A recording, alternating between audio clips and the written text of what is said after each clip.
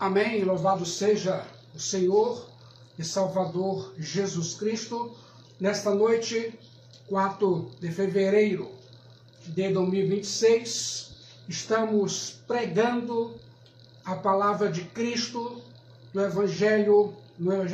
carta que escreveu o apóstolo Paulo aos Romanos, parte 25, de 41, no seguinte tema. Anote o tema da mensagem: a gloriosa segurança dos salvos pela fé em Jesus Cristo. Abram suas Bíblias, Romanos, capítulo 8, versículo 18 a 27. Mas antes da leitura da palavra profética, prestem bastante atenção. Cristão, você não deve descansar neste mundo em seus prazeres, mas precisa desejar a cidade do Deus vivo, a Jerusalém celestial. Cristão, você precisa, acima de todas as coisas, desejar uma felicidade celestial. Estar com Deus e habitar com Jesus na pátria celestial. Cristão, seguir a Jesus vai custar muito a você. Vai custar o seu antigo estilo de vida e morrer para o pecado. Cristão, se você precisa de um transplante de caráter, Jesus Cristo é um bom doador. Há muitos crentes que estão à vergonha, mas Jesus é um bom doador de caráter.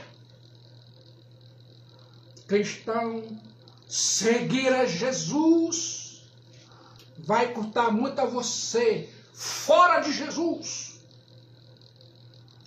nada existe senão ídolos e o inferno. Cristão, seguir a Jesus vai custar muito a você. Vai te custar oposição ao mundo. Cristão, seguir a Jesus pode até custar sua vida, mas no final você ganha mais do que perde.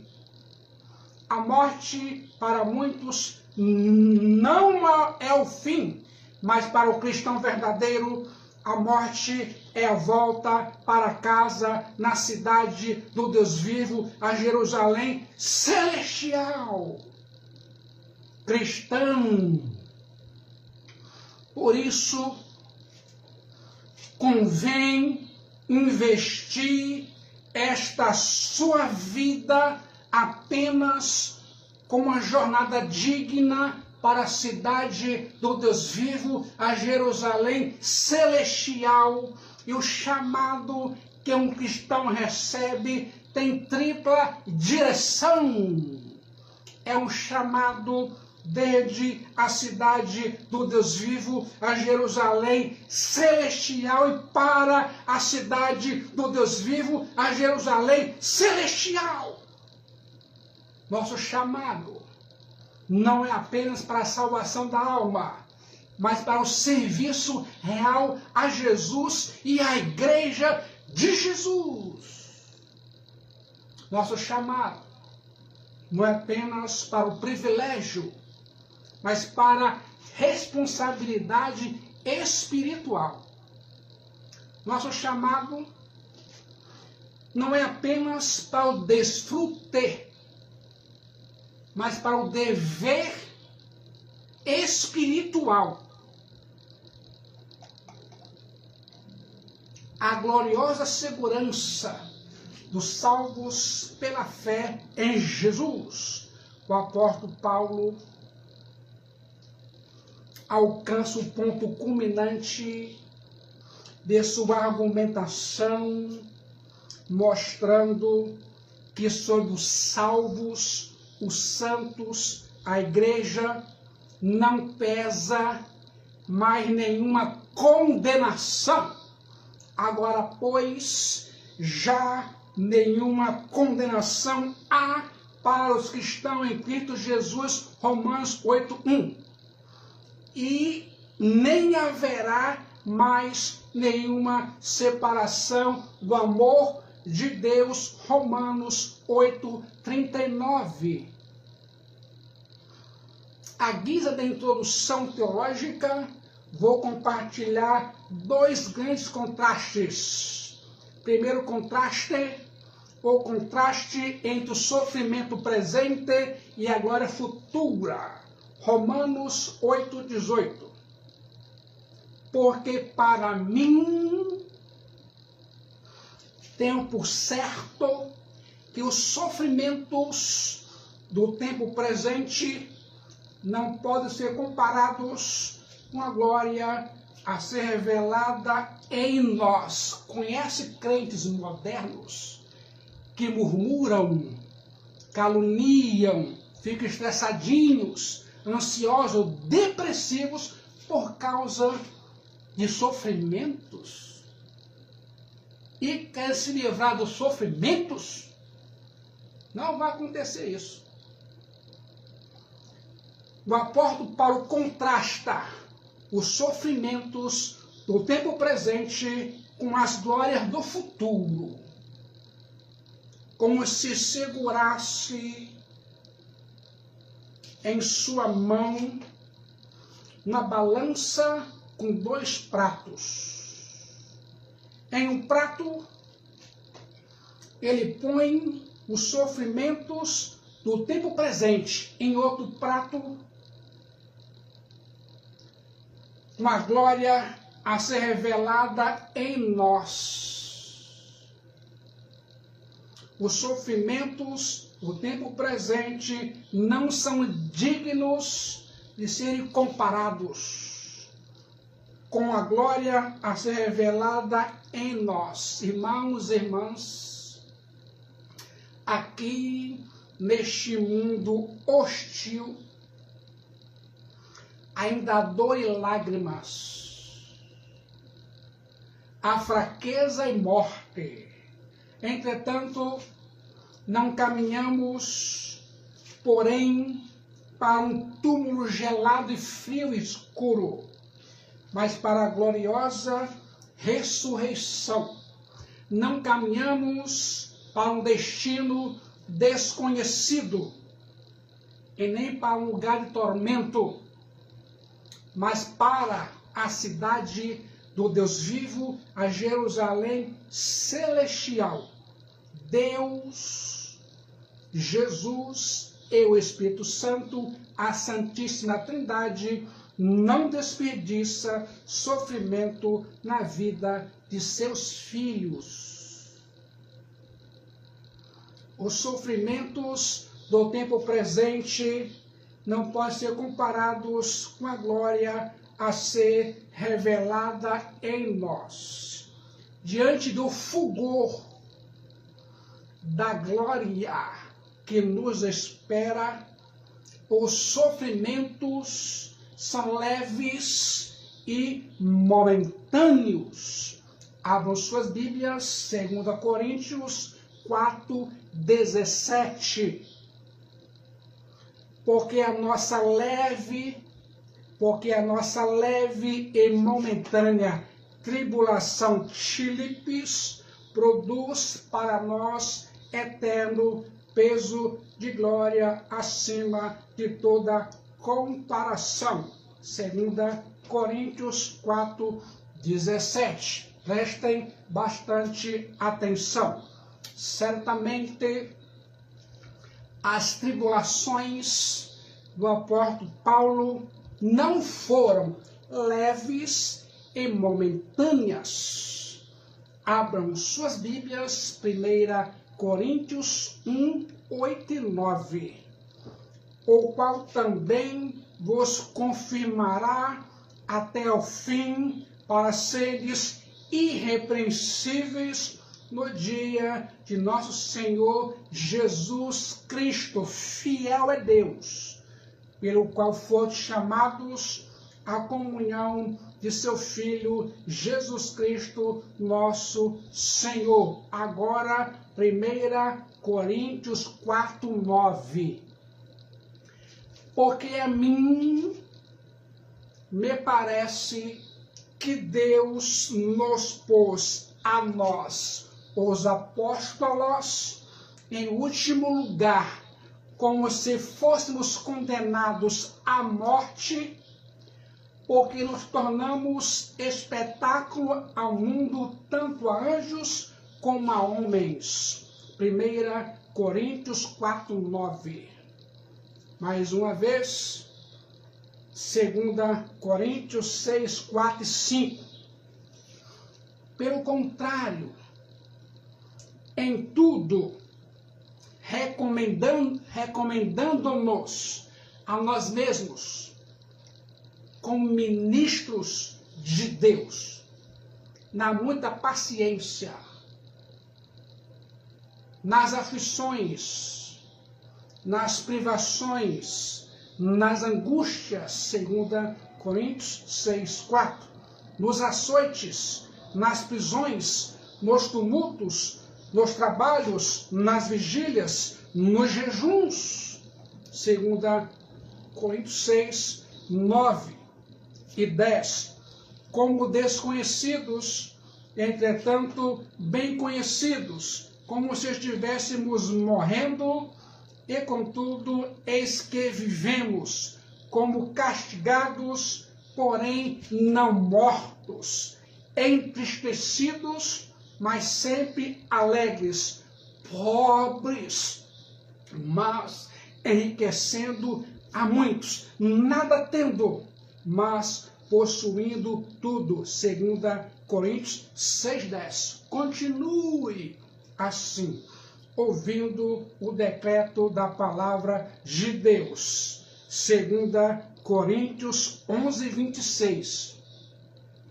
Em jornadas, muitas vezes, em perigo de rios, em perigos de salteadores, em perigos entre patrícios, em perigos entre gentios, em perigos na cidade, em perigos no deserto, em perigos no mar, em perigos entre pseudadelfos, em perigos entre falsos irmãos. Esse é o maior perigo, o perigo daquele que é crente não é. Falsos irmãos. É uma vergonha. O apóstolo Paulo, porém, viu todas essas provações, dificuldades, como leves e momentâneas, mas não foram leves, mas viu como leve. Hoje o crente moderno passa por uma provaçãozinha, parece um leão esmagando a cabeça. Ai, pastor, estou sendo provado, fica na provação. Irmão, tá pesado, quer trocar com o apóstolo Paulo?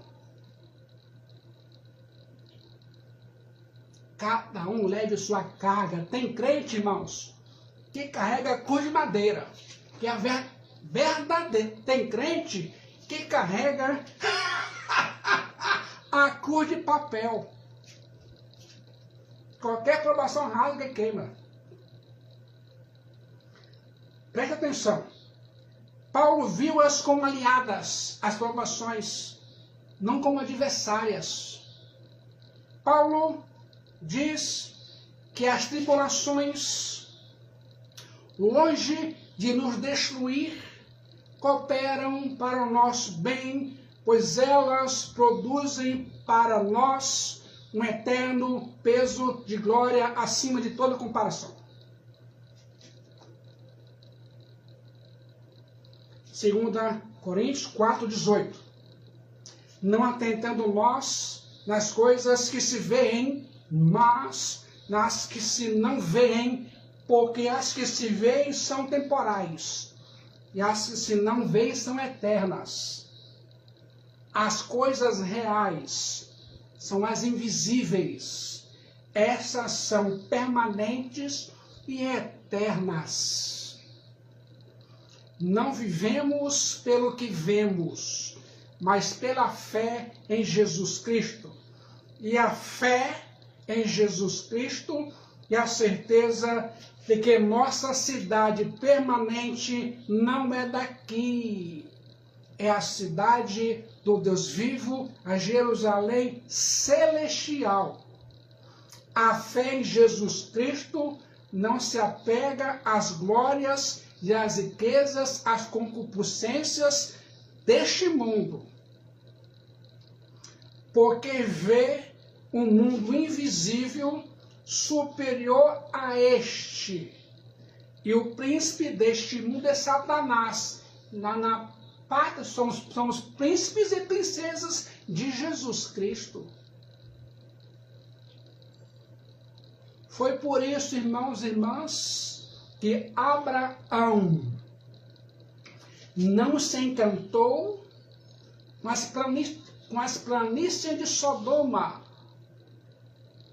porque viu uma cidade superior. Ouça o decreto da palavra de Deus. Hebreus 11, 9 e 10 e 27. Hebreus 11, 9. Pela fé, peregrinou na terra da promessa, como em terra alheia, habitando em tendas com Isaque e Jacó, herdeiros com ele da mesma promessa. Hebreus 11, 9. Porque aguardava a cidade que tem fundamentos, da qual Deus é o arquiteto e edificador. Hebreus 11, 10. Agora, Hebreus 11, 27. Pela fé, ele, Abraão, pela fé, abandonou o Egito. Isso agora foi Moisés, né? No Egito, não ficando amedrontado com a cólera do rei, antes permaneceu firme com quem vê o invisível. O apóstolo Paulo contrasta entre o que somos e o que havemos de ser. Embora salvos da culpa e da penalidade do pecado, ainda estamos sujeitos à fraqueza e à morte. Ainda vivemos num mundo caído que geme, geme e geme ao nosso redor, e ainda fazemos parte dessa sinfonia do gemido. Aguardamos, porém, nossa plena manifestação como filhos de Deus, a ressurreição do nosso corpo. Aguardamos aquela glória que jamais, nem metade dela, foi contada ao mortal. O texto teológico, Romanos capítulo 8, lança os fundamentos da segurança dos salvos pela fé em Cristo Jesus, nos versículos 18 a 39. Somos mais do que vencedores por meio de Jesus.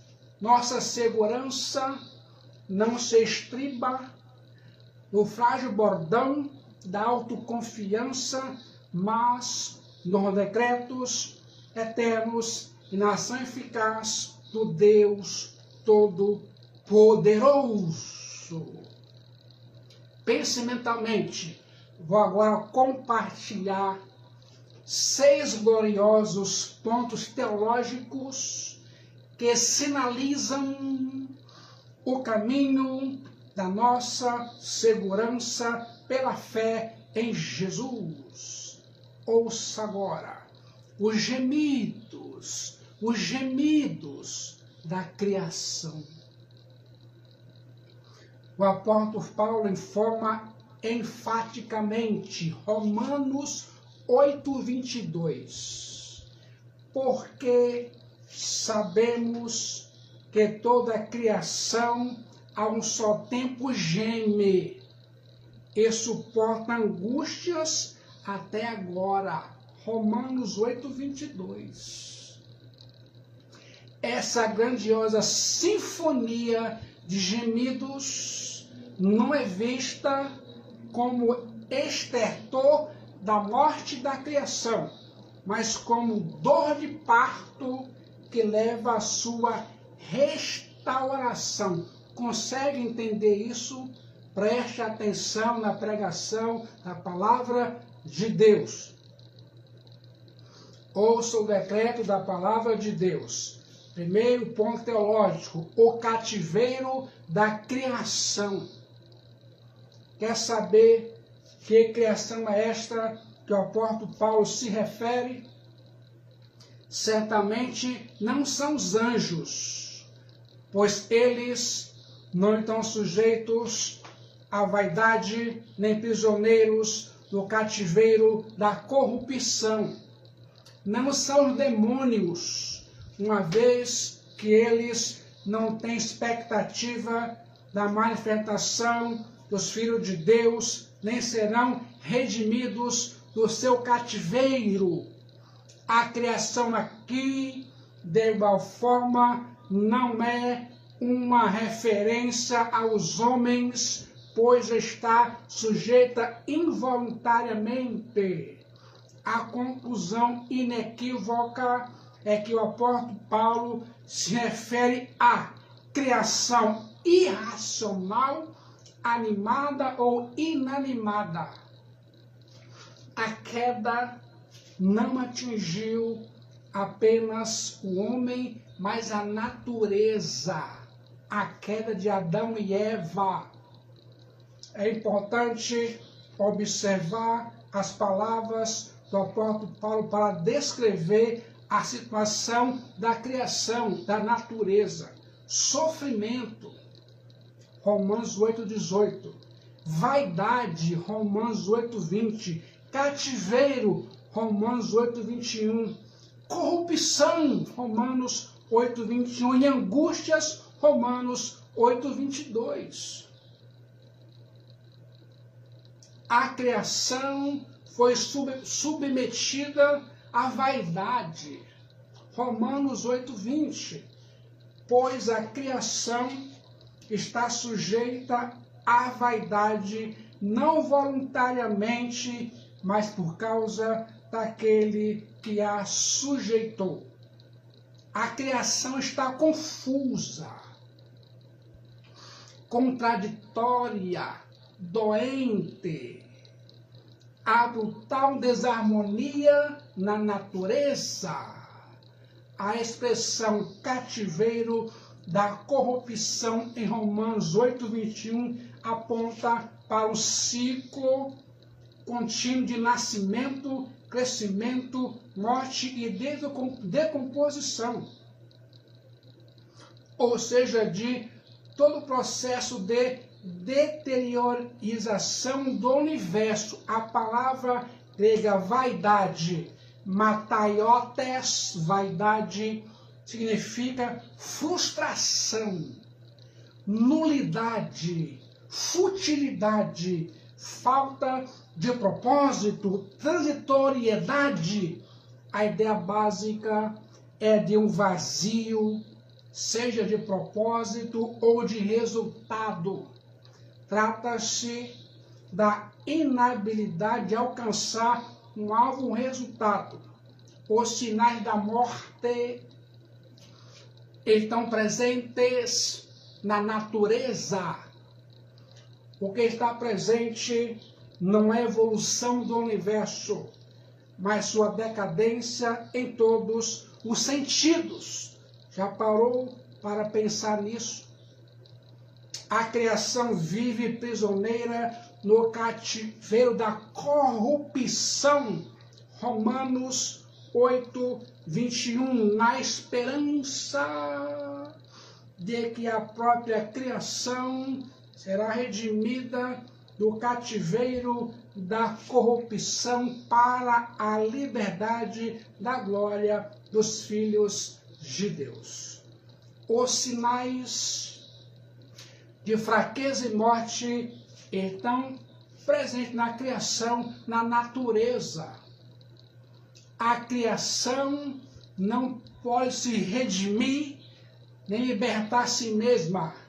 A queda dos nossos primeiros pais, Adão e Eva, atingiram não apenas a raça humana, mas toda a criação, toda a natureza.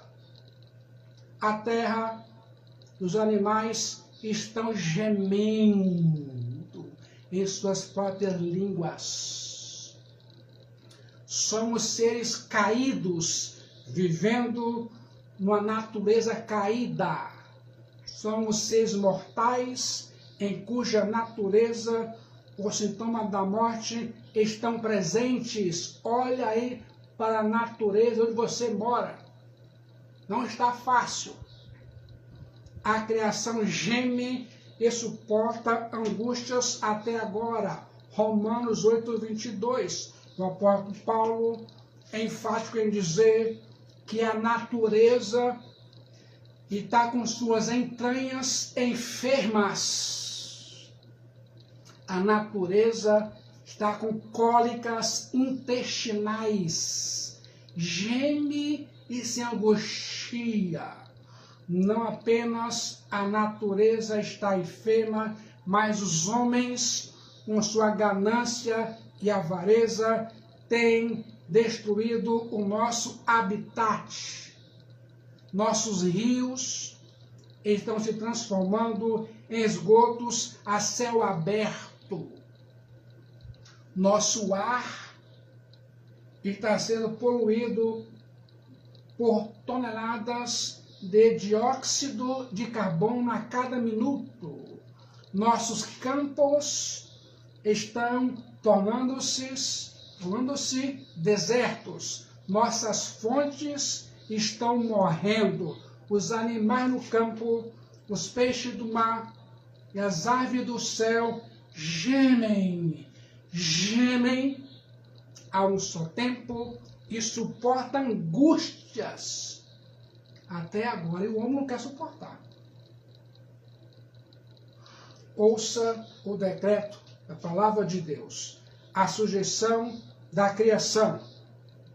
Vou destacar algumas verdades teológicas. Primeiro, a sujeição da criação é involuntária. A criação não é um agente de sua queda. Consegue entender isso? Peça ao Espírito Santo para te dar discernimento, para entender a mensagem. A criação é vítima e não ré. A criação não se submeteu, foi submetida. Quando o homem caiu lá no Éden, arrastou consigo para o abismo da queda a própria natureza. Tudo nela. As angústias da criação são juízos de Deus ao pecado de nossos primeiros pais. A terra foi amaldiçoada e passou a produzir cardos e abrolhos. Continue ouvindo o decreto da palavra de Deus. A sujeição da criação é imposta por Deus. Não foi o homem nem o diabo que impôs à criação a sentença de sujeição à vaidade, mas o próprio Deus como juiz do universo. Os efeitos da queda na natureza são um castigo de Deus ao pecado de Adão e Eva. Por isso, só Deus pode redimir a criação do cativeiro da corrupção. Ouça agora a expectativa da criação. Romanos 8, 19 e 21. A ardente expectativa da criação aguarda a revelação dos filhos de Deus. Na esperança de que a própria criação será redimida do cativeiro da corrupção para a liberdade da glória dos filhos de Deus. Irmãos e irmãs, 3 verdades teológicas gloriosas chamam a atenção na palavra profética revelada de Deus. Ouça o decreto na palavra de Deus. A redenção da criação está conectada à glorificação dos filhos de Deus, isto é, da igreja. A criação foi amaldiçoada por causa do pecado do homem e será redimida do cativeiro da corrupção na glorificação dos filhos de Deus, dos salvos, da igreja. A redenção da criação do universo não se dará antes nem a parte da glorificação dos filhos de Deus. Haverá liberdade em vez de escravidão. Haverá glória incorruptível em vez de decomposição. Preste atenção. Nós iremos participar da glória de Jesus e a criação, a natureza e tudo que nela há vai participar da nossa glorificação. Continue ouvindo o decreto da palavra de Deus. A criação, a natureza, aguarda pacientemente a manifestação dos filhos de Deus, da igreja. A criação vive como na ponta dos pés, esticando o pescoço, olhando para esse futuro que virá trazendo em suas asas a restauração de todas as coisas. A expectativa da criação é uma esperança viva e certa. A palavra grega apocaradok, a ardente expectativa, significa esperar de cabeça erguida, com os olhos fixos naquele ponto do horizonte de onde virá o objeto esperado. Ainda mais denota a concentração em um único objeto, sem levar em conta o que está ao redor. Quando você tira os seus olhos de Jesus, você fica espantado, espantada com as coisas ao redor, e blasfema e murmura. Fixe os seus olhos em Jesus, o autor e consumador da fé. A natureza está fazendo isso. Terceira verdade teológica. Os gemidos da criação não são de desespero, mas de esperança. A criação não se contorce com gemidos da morte, mas geme como uma mulher prestes a dar à luz. As dores de parto seguirão as alegrias do nascimento. Ausentes na natureza estão a paz e a harmonia. Vários organismos parecem operar com propósitos conflitantes, estrangulam uns aos outros até a morte. Porém, então haverá concórdia e harmonia por toda a parte. Se você pegar a sua Bíblia, em Isaías 11, 6 a 9, isso vai atingir seu cumprimento. Leia depois Isaías 11, 6 a 9. Continue ouvindo o decreto da palavra de Deus. Vamos agora para os gemidos da igreja. Os gemidos da igreja. Romanos 8, 23. Agora vai apertar. Gemido da igreja. E não somente ela, que é natureza, mas também nós, que temos as primícias do Espírito, igualmente gememos em nosso íntimo, aguardando a adoção e riotésia de filhos, a redenção do nosso corpo. Agora, Romanos 8, 24 e 25. Porque na esperança fomos salvos. Ora, a esperança que se vê não é esperança, pois o que alguém vê, como espera? Mas se esperamos o que não vemos, com paciência o aguardamos. Romanos 8, 24 e 25. Ouça o decreto da palavra de Deus. Os gemidos da igreja não são gemidos de desespero, mas de esperança. É aquele crente que passa por situações difíceis, terríveis, e geme de esperança, da parousia, da glorificação na vinda de Jesus Cristo.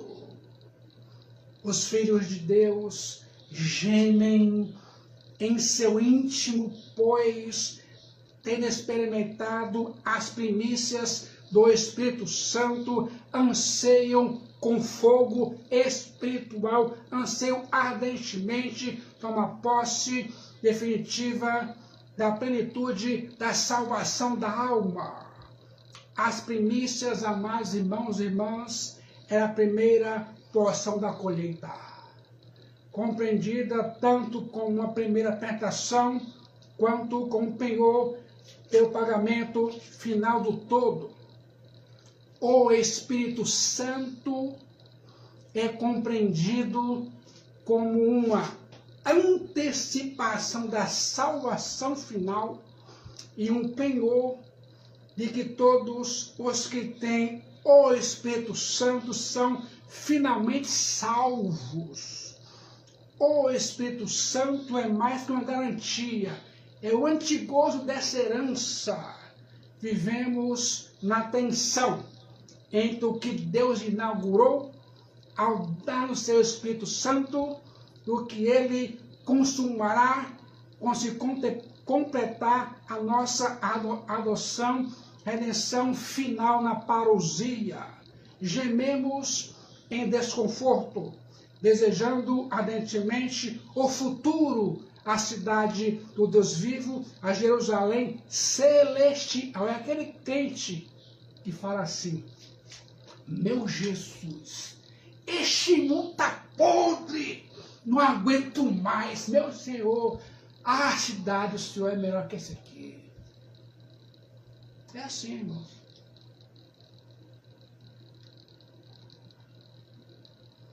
Os gemidos da igreja não são de soluço, mas são movidos pela esperança,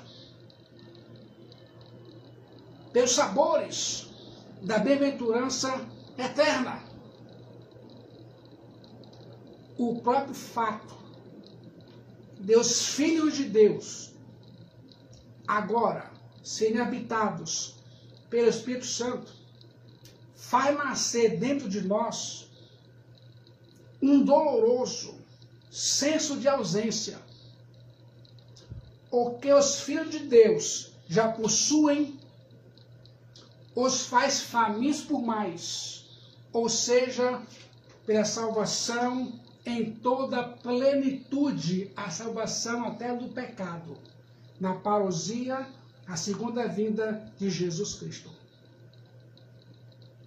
Ouça o decreto, a palavra de Deus. Os gemidos da igreja não são de morte, mas de vida. Romanos 8:23. Gememos em nosso íntimo, aguardando a adoção de filhos, a redenção do nosso corpo. Os filhos de Deus não gemem com medo da morte, gemem pela ardente expectativa da ressurreição do corpo. Os filhos de Deus não gemem por aquilo que são, mas por desejarem ardentemente aquilo que virão a ser. Os filhos de Deus não gemem pela fraqueza do corpo terreno, pela idade, mas pelo anelo do revestimento do corpo da glória, semelhante ao corpo da glória de Jesus Cristo. É claro que já fomos adotados por Deus e o Espírito Santo nos assegura que somos filhos de Deus.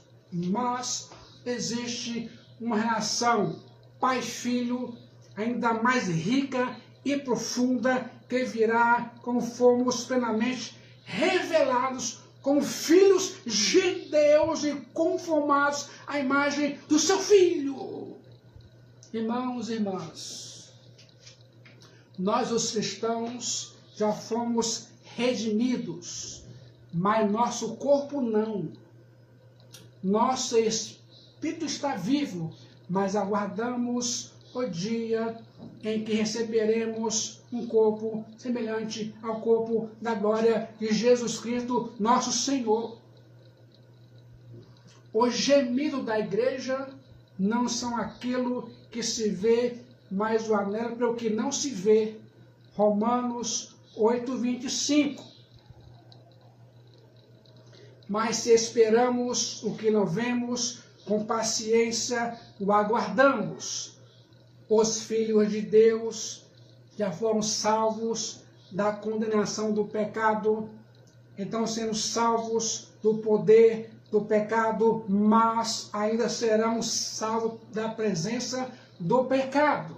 Os filhos de Deus têm a garantia da salvação, mas não sua posse definitiva.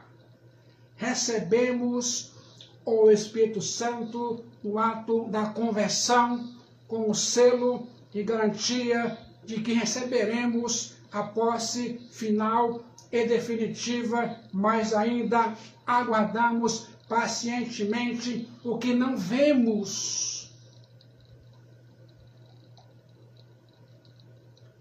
Abra sua Bíblia, Romanos 8:26. Agora vai apertar mais. Os gemidos. Você ouviu o gemido da criação. Você ouviu o gemido da igreja. Agora você vai ouvir os gemidos do Espírito Santo. Romanos 8:26.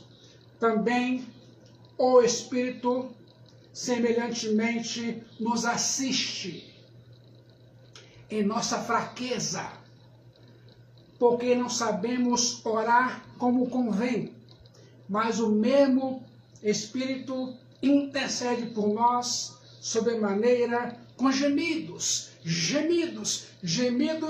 inexprimíveis. Romanos 8:26. Agora, Romanos 8:27. E aquele que sonda os corações sabe qual é a mente do Espírito, porque segundo a vontade de Deus é que ele intercede pelos santos. O apóstolo Paulo passa o gemido da criação e da igreja para os gemidos do Espírito Santo. Na ordem crescente, Paulo, como maestro habilidoso, leva a sinfonia do gemido no seu apogeu. Vou destacar duas verdades gloriosas teológicas. Primeira, a assistência do Espírito Santo em nossa fraqueza. Nós somos mais que vencedores, não porque somos fortes. O cristianismo diverge frontalmente da psicologia da autoajuda. Paulo afirma que somos fracos. Não somos um gigante adormecido, não temos poder inato. A ajuda não vem de dentro, mas do alto, de Deus. A vitória não resulta da autoajuda da psicologia, mas da ajuda do alto, do Deus Todo-Poderoso, e ainda mais da palavra terapêutica de Deus, revelada de Deus e profética de Deus. Ouça aqui um fato teológico. Temos fraquezas. A nova era está equivocada ao afirmar que a força vem de dentro. A verdade, somos fracos, limitados e contingentes. Temos fraquezas físicas, emocionais, morais, espirituais e mentais. O tempo esculpe rugas em nossa face e deixa nossas pernas bambas, nossos joelhos trôpegos, nossas mãos decaídas, olhos embaraçados, cabelos brancos. Nossas fraquezas nos esmagam. Há uma guerra constante, instalada em nosso coração, um conflito permanente no campo de batalha da nossa mente. Segundo o fato teológico, não sabemos orar como convém. Há muitos crentes modernos que não sabem orar como convém, porque não pediram ao Espírito Santo discernimento espiritual. E pede uma pedra e não vem pedra, vem outra coisa. Não sabe orar. Que foi ensinado errado a orar. Não sabe o que é batalha espiritual, orar como convém. Não sabe. O que aprenderam foi uma reza mágica. Não sabe orar. Quer saber orar? Espírito Santo, me dê discernimento na oração. Aí, meu irmão, vai aprender a orar. Ah, você vai.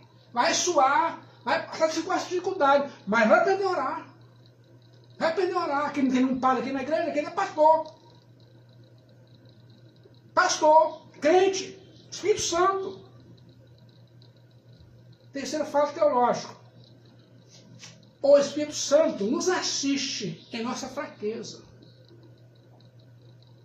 O Espírito Santo não nos deixa entregues à nossa sorte. O Espírito Santo encurva-se para tomar o nosso fardo e levá-lo por nós.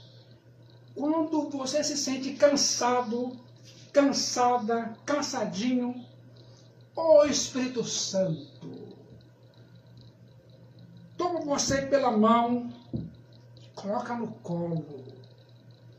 O Espírito Santo fortalece você quando o peso da vida cristã te pressiona além da sua conta. A palavra grega para assistir significa mais que assistir.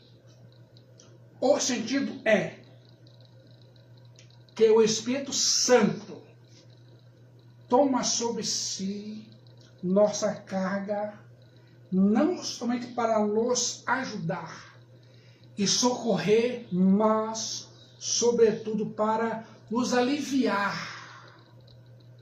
carregando todo o peso por nós. Nossa fraqueza nos levaria ao desfalecimento e ao desespero em todos os sentidos, se não fosse, irmão, assistência do Espírito Santo, em nós estaríamos perdidos. Que bendita esperança os cristãos verdadeiros ter o Espírito Santo, Deus onipotente, assistindo em nossa fraqueza. Conclusão: a intercessão do Espírito Santo a nosso favor. Romanos 8, 26 e 7. Temos intercessores. Jesus no céu, o Espírito Santo em nós aqui na terra. A intercessão do Espírito Santo é intercessão intensa. Paulo afirma que o Espírito Santo intercede por nós sobremaneira. Assim como Deus Pai nos amou, lá em João 3,16, porque Deus amou o mundo de tal maneira, o Espírito Santo intercede por nós sobremaneira. Você sabia? Porque Deus amou o mundo de tal maneira, e o Espírito Santo nos assiste sobremaneira. A intercessão do Espírito Santo é uma intercessão agônica. Não apenas a natureza e os filhos de Deus estão gemendo, mas o Espírito Santo. Os gemidos do Espírito Santo estão ligados ao seu ministério de intercessão. O gemido é uma expressão de dor. Gememos quando não conseguimos expressar em palavras nossos sentimentos intensos. É assim que o Espírito Santo intercede por nós, em nós, ao Deus que está sobre nós. Prestem atenção, irmãs e irmãos. Aquele que conhece todas as línguas, idiomas e dialetos de todos os povos, de todos os tempos, ora por nós com tal agonia que os faz com gemidos inexprimíveis. A palavra grega alale significa sem palavras. Porque o apóstolo Paulo quer mostrar o seguinte: os gemidos do Espírito Santo não podem ser traduzidos por palavras, mas que de fato não há como expressá-los. Nós sentimos. Terceira verdade teológica: a intercessão do Espírito Santo é eficaz, poderosa. Romanos 8, 27. E aquele que sonda os corações sabe qual a mente do Espírito, pois que segundo a vontade de Deus é que ele intercede por nós. Presta atenção, irmão. A intercessão do Espírito Santo aqui não é pelo mundo. O mundo já é o diabo, o maligno. Mas a intercessão aqui é pelos salvos, pelos santos, pela igreja. Não há conflito na Trindade. O Espírito Santo jamais intercede por uma causa contrária à vontade de Deus Pai. A intercessão do Espírito Santo não se baseia em sentimentos equivocados ou propósitos errados, pois está sempre em harmonia com a vontade e o plano de Deus. A intercessão do Espírito Santo tem dois objetivos: nosso bem, o bem da igreja, dos salvos, dos santos e ainda mais a sua glória. Jesus abençoe sua vida aqui agora, em todos os níveis e sentidos espirituais, nesta pregação da palavra de Deus em Cristo Jesus. Amém. Vamos agora orar, se possível, em Cristo Jesus, com a irmã Genesi.